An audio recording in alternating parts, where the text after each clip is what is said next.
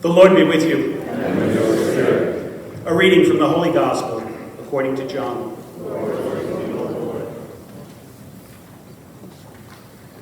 A man named John was sent from God. He came for testimony, to testify to the light, so that all might believe through him. He was not the light, but came to testify to the light. And this is the testimony of John.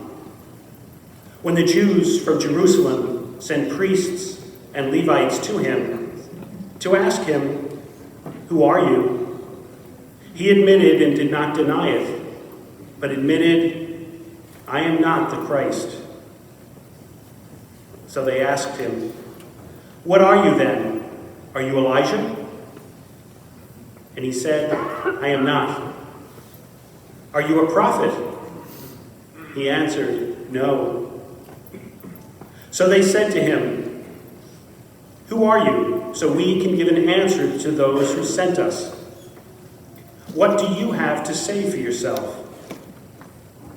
He said, "I am the voice of one crying out in the desert, 'Make straight the way of the Lord,' as Isaiah the prophet said."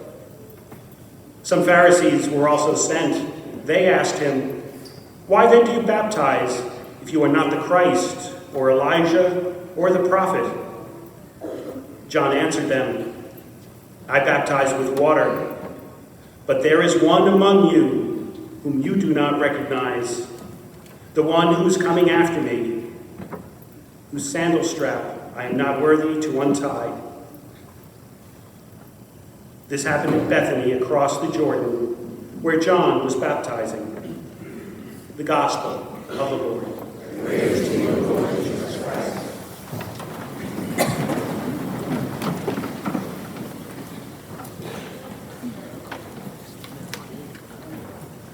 You know, there's an old story about the poinsettia Christmas flower. Actually, it probably works better. Children can probably see the flowers better if they come on up. Kids, do you want to come on up to the altar? I'll meet you down in front.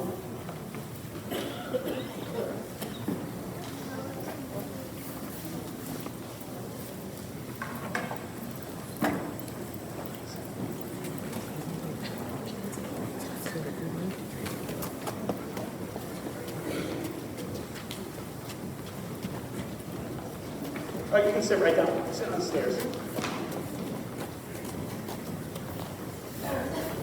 Go ahead and sit down. Wow, we got a church full today, don't we? Glad we got 5 steps.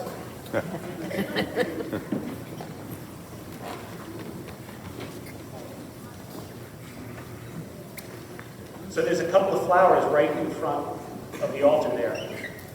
They're called poinsettias. Sometimes they're called Christmas flowers. There's an old story about how they got to be the Christmas flower. There was a young girl who was in Mexico. The story originates from Mexico. There was a young girl, and she was on her way to Christmas Eve Mass to church, and she wanted to bring a gift for Jesus. So on her way, she would stop, pick up some little flowers. Most of them turned out to be weeds. But she was bringing them, she bundled them up, and she was happy that she was able to bring something.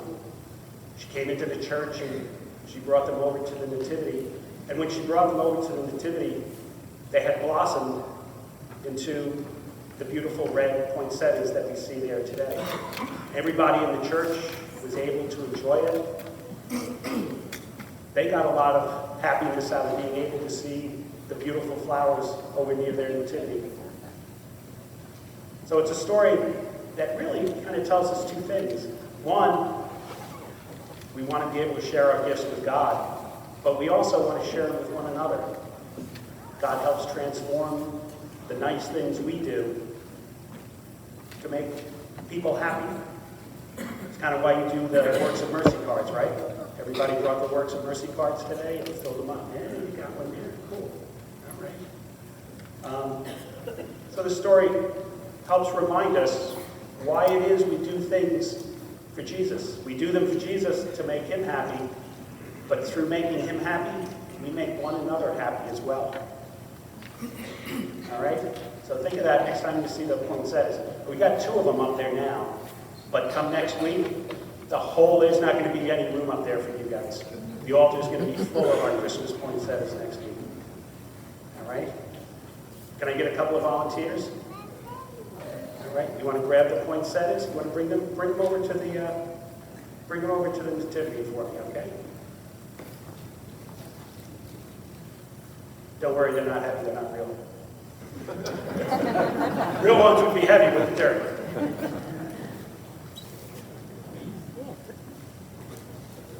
Thank you.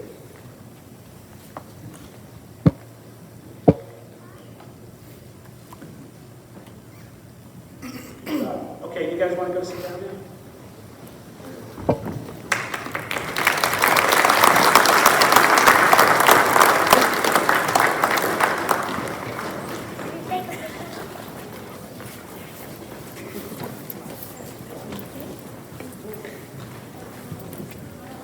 A couple of weeks ago on our first Sunday of Advent, we heard in Mark's Gospel Jesus reminding us to be watchful and to be alert.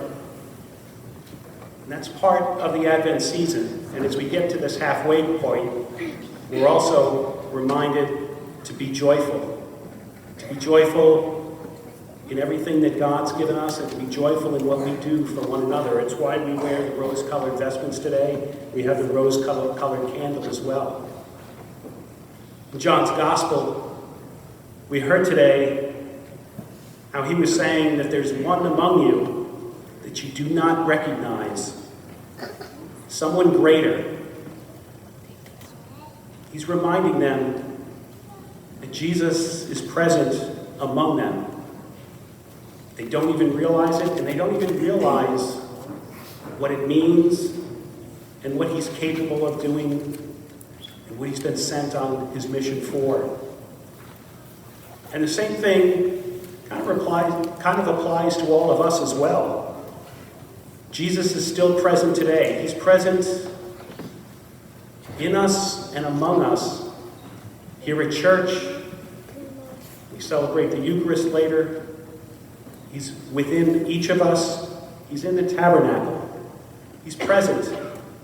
And he wants us to always remember that gift that he's given us of his presence. It's a challenge for us, though. It's a challenge to remember to see him in one another, to see him in those that are in need, to remind us to help those who may need something.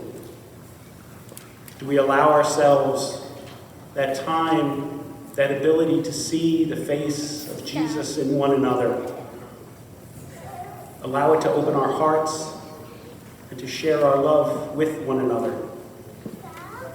He is present. He came as a baby in Jerusalem. We celebrate that in another week or so, right? But he's still with us. He's with us always. He told us that as he left to remind us of his presence with us. As I mentioned with the children, we're reminded to share his love with one another. We use those Works of Mercy cards here, the book of the Works of Mercy as well, that we offer up. We bring them up during our procession. We offer them up to Jesus. Gifts to him, but also gifts to one another, because he is the greatest gift given to us. He stays with us in our hearts. He gives us that joy. This third Sunday sometimes is referred to as Gaudete Sunday, Rejoice Sunday. We share that joy that the shepherds shared when they saw Jesus in the stable in Bethlehem at his birth. And we're reminded of that in most of our readings today as well. That second reading Rejoice always, St. Paul tells us. Rejoice always, retain what is good, refrain from every kind of evil. May the God of peace make you perfectly holy. We heard something similar in Mary's Fiat in a responsorial psalm today. My soul proclaims the greatness of the Lord. My spirit rejoices in God my Savior. He's looked upon his lowly servant. All generations will call me blessed.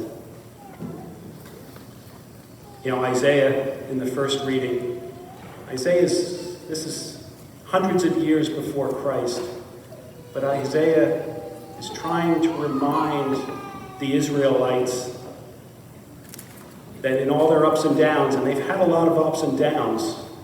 In fact, when this was written, they were on their way returning to the Holy Land from being in captive from the Babylonian Empire. But he's reminding them of the greatness of God. Tells them, I rejoice heartily in the Lord. In my God is the joy of my soul. He has clothed me with the robe of salvation. It's hard for us to remember that sometimes when things get difficult.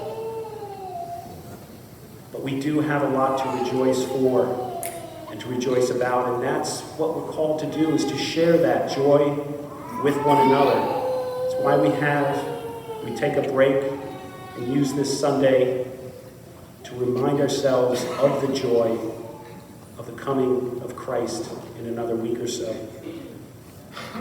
Mary, Paul, Isaiah in our first reading, and even John in the Gospel, they remind us, like John the Baptist, to be heralds in everything we say and we do.